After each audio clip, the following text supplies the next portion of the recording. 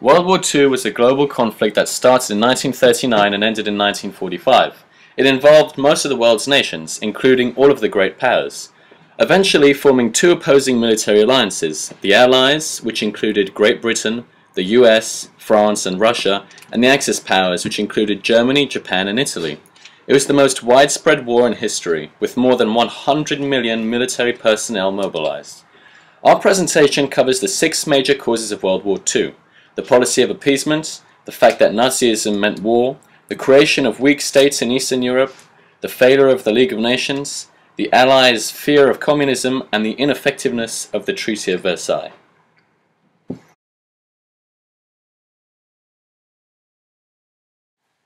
Neville Chamberlain was the Prime Minister of England, and he was determined to avoid conflict at all costs. He refused to allow Germany's expansionist quest for Lebensraum to provoke war.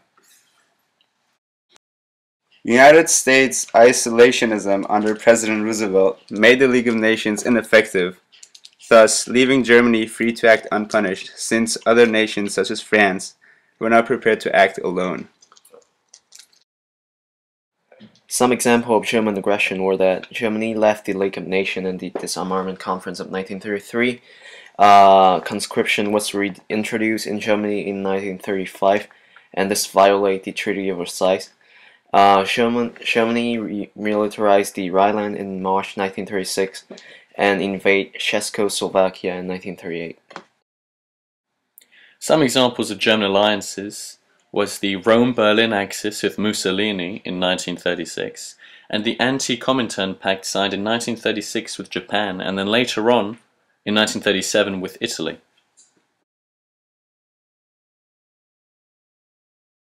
The 25-point program of 1920 outlined Nazis' nationalist objectives, expressed racism against Slavs and Jews, and called for the establishment of authoritarianism and German Volksgemeinschaft. Mein Kampf, written by Adolf Hitler while he was in jail in 1924, outlined the Nazi objectives of obtaining Lebensraum in the East, Russia, annihilating Jews and communism, and establishing an Aryan Herrenvolk. Nazi ideal expressed in aforementioned documents conflict with the ideals of other world power: Great Britain, United States, France, and Russia. Aggressive expansionist policy meant surrounding the nation had to either relinquish control of territory or go to war to defend their interests. Hence, war was inevitable.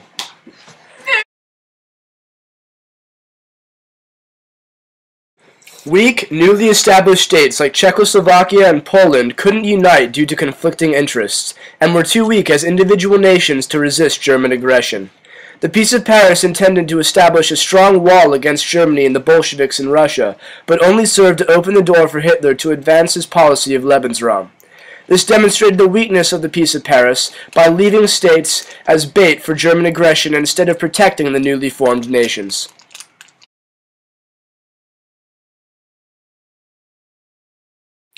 In spite of President Wilson being the founder and the chief perpetuator of the League, the United States did not join it due to Congress failing to ratify the motion, due largely to Senator Lodge's insistence on maintaining American isolationism, which left the League of Nations without a backbone to enforce the maintenance of status quo in Europe.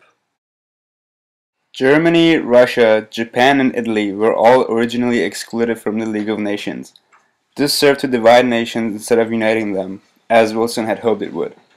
Germany joined in 1926, Japan joined in 1933, Russia joined in 1934, and Italy joined in 1937.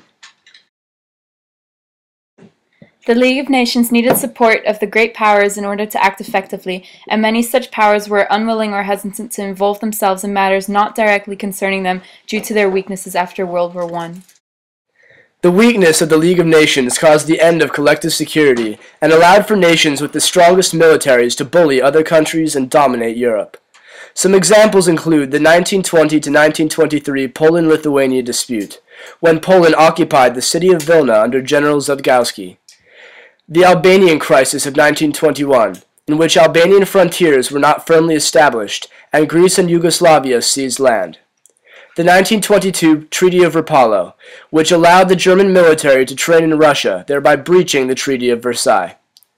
The Corfu Incident of 1923, in which Italy blamed Greece for the assassination of General Ennio Tellini and demanded 50 million lire in reparations, later invading when the demands weren't met. The 1922 to 1925 Ruhr crisis, in which France invaded the German Ruhr in an effort to force reparation payments that Germany claimed she was unable to pay. And the 1931 Manchurian crisis, in which Japan invaded Manchuria and effectively usurped control from China.